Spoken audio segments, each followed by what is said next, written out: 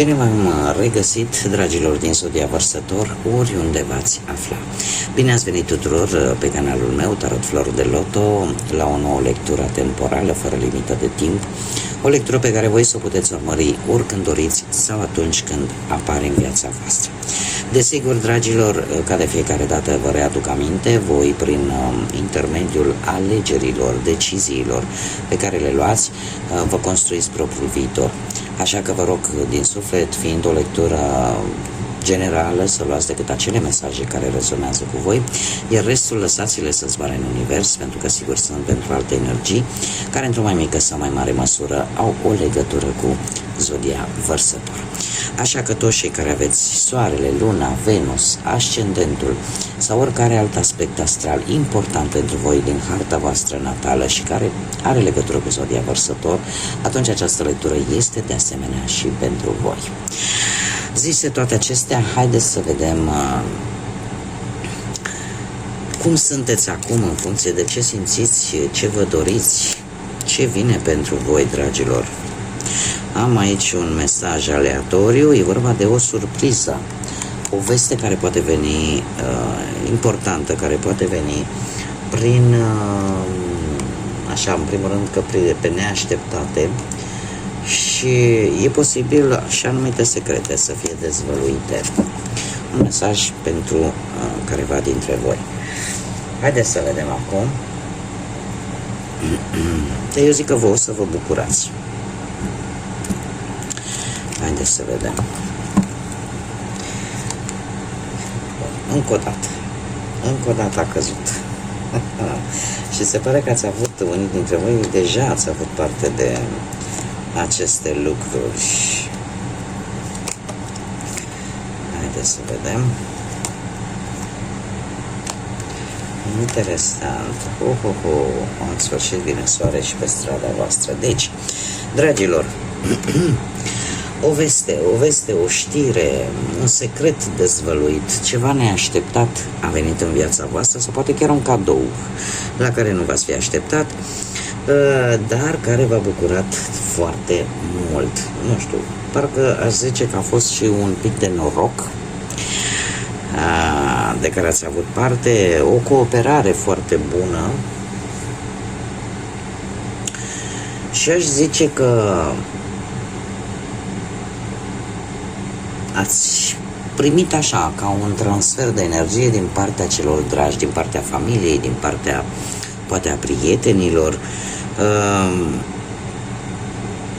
Totuși, lucrul ăsta a stârnit oarecum gelozia, invidia, bârfele în jurul vostru. E ceva aici care pentru voi a fost fenomenal, a fost foarte bun, ceva care a venit în viața voastră. Acum, e ceva care poate să fie legat de orice aspect al vieții, că e de muncă, că e de bani, că e de dragoste, da? Puteți să adaptați în funcție de cum rezonați. Dar există într-adevăr o persoană foarte geloasă, foarte invidioasă pe succesul vostru și cam împrăștie tot felul de zvonuri. Este cineva silențios care te invidiază în liniște, dar care aparent în liniște, pentru că pe ușa din dos înșiră tot felul de bârfe, tot felul de lucruri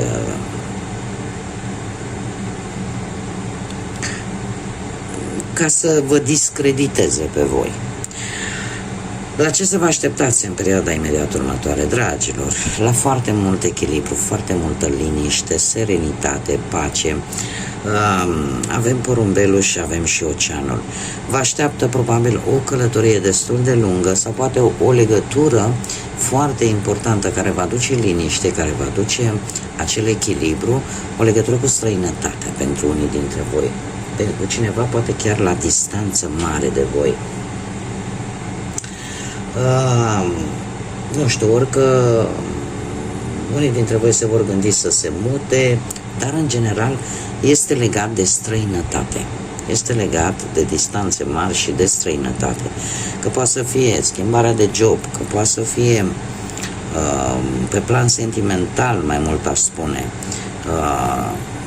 să vă gândiți să vă duceți să vă mutați, chiar și cei care sunteți într-o relație. Sunt foarte multe relații care se desfășoară la distanță. Unul e într-o țară, altul rămâne în țara de origine sau sunt dispersați în diferite colțuri ale lumii. Cert este că aici se vehiculează o călătorie destul de lungă sau o legătură foarte importantă cu străinătatea, care poate să vină și, cum am mai spus, și pe plan profesional. Cu ce vine viitorul apropiat, dragilor, pentru voi? Vine cu monede, vine cu noroc, vine cu bănuți. Vine cu bănuți, nu știu, ceva legat poate de bănci, finanțe, bogăție, un câștig, care poate să fie adevărat, ori mare, ori mic. Acum, acest câștig vine în funcție de necesitățile pe care voi le aveți. Cert este că vine.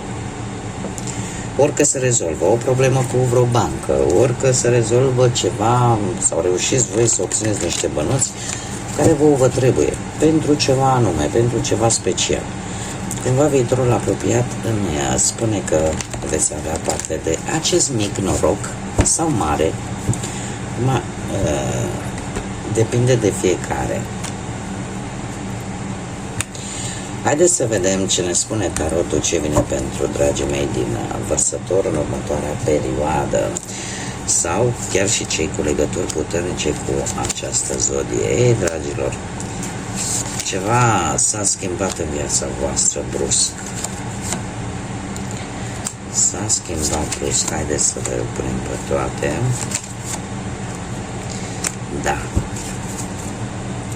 Unii dintre voi ați avut parte de ceva care v-a dat peste cap un pic.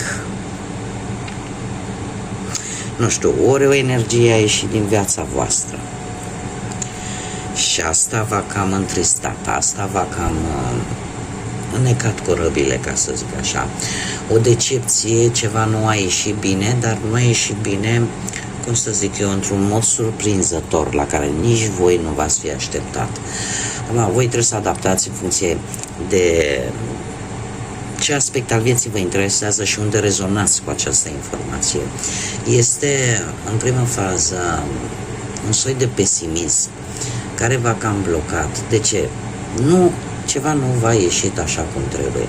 Alții e posibil să fi pierdut pe cineva drag și lucrul ăsta să vă întristeze sau să vă dea un sentiment de vinovăție. Cumva ați traversat o perioadă în care parcă nu puteați voi vedea lucruri pozitive să mai vină în viața voastră. Unii poate că ați avut ceva întârzieri pe la locul de muncă relaționate cu poate cu orele, da? Pierderi de ore în care nu s-au pus, ceva, nu știu, sau o promisiune legată de un job care într-o manieră bruscă s-a anulat și asta v-a adus această decepție. Poate că dacă vorbim de sentimente, de viața asta sentimentală, e posibil ca cei care ați fost într-o relație să brusc să vă dați seama că de fapt relația este terminată sau a ajuns brusc într-un proces de ruptură. Alții, nu știu, poate cei care sunteți singuri, v-ați dat seama că parcă nu mai puteți face nimic și în urma unei pierderi. Și probabil că ați avut nevoie de un pic de timp pentru a încerca să vă vindecați. Pentru că cinciul de cupe în mare parte ne vorbește foarte mult de suflet, de suferința asta internă. În situația prezentă, se pare, nu știu dacă zodia Gemeni vă spune ceva, zodia Taur, zodia Scorpion și cam atât. Nu e obligatoriu, fiind o lectură generală, dar eu îmi fac datoria să vă spun. Avem o decizie importantă pe care voi trebuie să o luați în acest moment. Și e o decizie ori între două personaje, ori între două situații și sunteți tentați cumva să luați această decizie influențați de ce vă spune sufletul, de ce vă spune inima. Este vorba de un compromis foarte important Și se pare că unii dintre voi sunteți totuși dispuși să faceți o anumită schimbare în viața voastră, pe un anumit plan. Da? Fiecare adaptează în funcție de situație. Acum, la ce să vă așteptați în următoarea perioadă, dragilor? Veți lăsa în urmă toată această situație. De ce? Pentru că, într-adevăr, schimbarea asta la care voi sunteți dispuși să o faceți cere timp. Cere timp, cere acomodare și chiar dacă va fi o tranziție destul de complicată, destul de dură, totuși sunteți conștienți că sunt lucruri pe care trebuie să le lăsați în urmă, care nu vă mai folosesc. Poate că veți întreprinde o călătorie. Încercați să găsiți ceva mai bun și trebuie să vă spun că lucrul ăsta se va întâmpla. Dar până să se întâmple, e posibil să lăsați ori un loc de muncă, ori să plecați în călătorie pentru a găsi ceva de muncă. E posibil ca unii dintre voi care sunteți într-o relație să vreți să călătoriți la perechea voastră sau să se vorbească de o călătorie pentru a reînvia un pic relația. Da? E vorba de o dragoste la distanță, da? Pe care am văzut-o și în cărțile de oracol.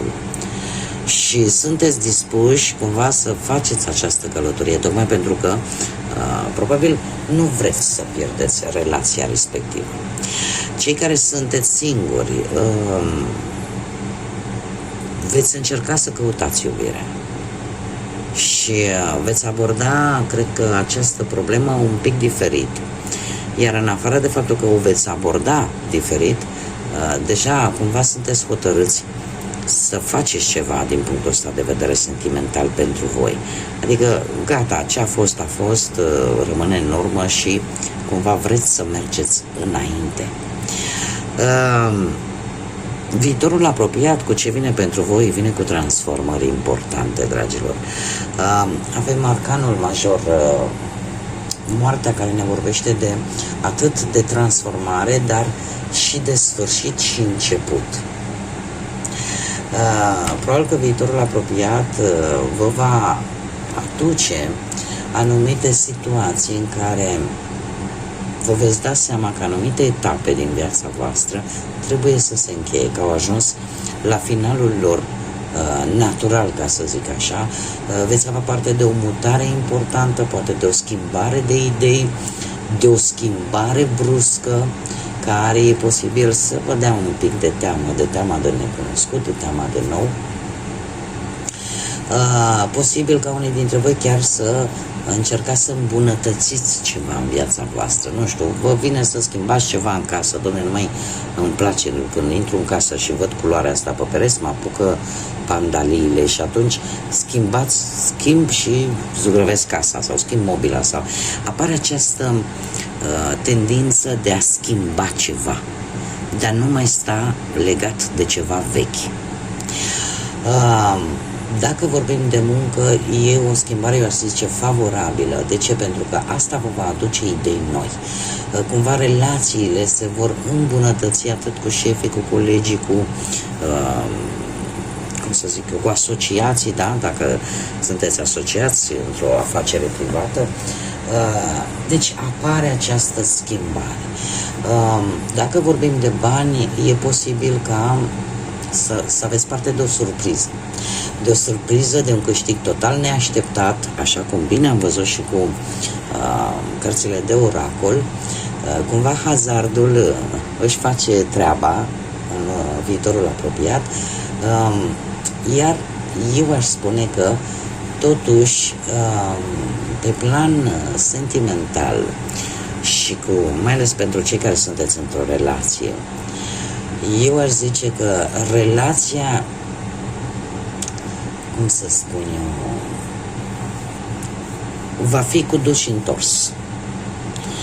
Adică acum va fi bine, la scurt timp iară nu va fi bine. De ce? Pentru că e posibil ca unul dintre voi să se sacrifice un pic mai mult decât celălalt. Și eu aș mai zice că se sacrifică poate din teama de singurătate. Da, acum fiecare e liber să decidă ce face. Eu ce pot să vă spun, ce îmi transmite mie această carte, că dacă nu se va schimba ceva la modul serios în relație, cumva lucrurile vor continua pe aceeași melodie. Cei singurei aș spune că aveți șansa descoperirii unei bune energii noi, poate chiar unde vă desfășurați activitatea, și sunt mari șanse ca poate să aibă legătură cu zodia Scorpion sau nu, dar este cineva care vă face cumva așa să vreți să aveți o relație, dar se poate transforma într-o relație. Haideți să vedem ce spirit animal vă va însoți în această perioadă și ce mesaj are pentru voi, dragilor din Vărsător, sau cu legături puternice cu această zodie.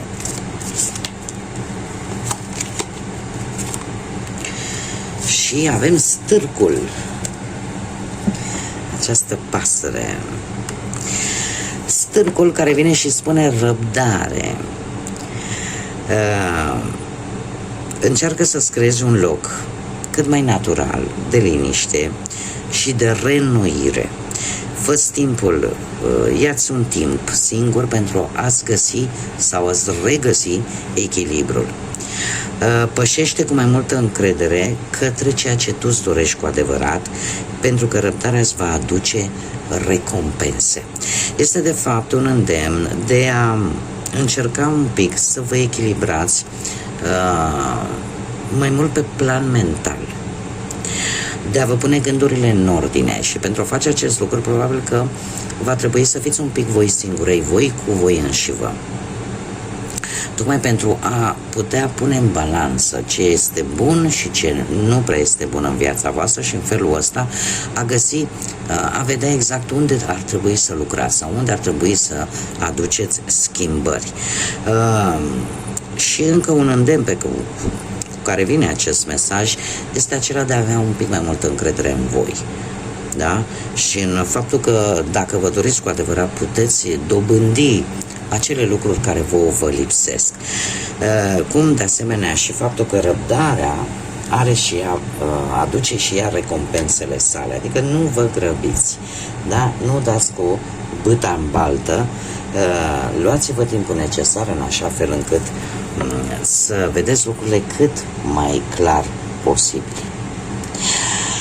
Bun, dragilor, cam atât am avut pentru voi. Eu vă mulțumesc pentru atenție. Desigur, mulțumesc tuturor celor care, ca de fiecare dată, contribuie în dezvoltarea acestui proiect prin intermediul like-urilor, comentariilor, distribuirilor și, desigur, le urez bun venit tuturor celor noi care s-au abonat în ultima vreme. Așa că bine ați venit în sânul colectivului nostru de flori de lotus. Iar până data viitoare, când ne vom reîntâlni la o nouă lectură, eu vă doresc tot binele din lume, pace interioară, liniște în gânduri, în suflete și multă energie pozitivă. Așa că, dragilor, până la o nouă lectură, ca de obicei, să fiți iubiți!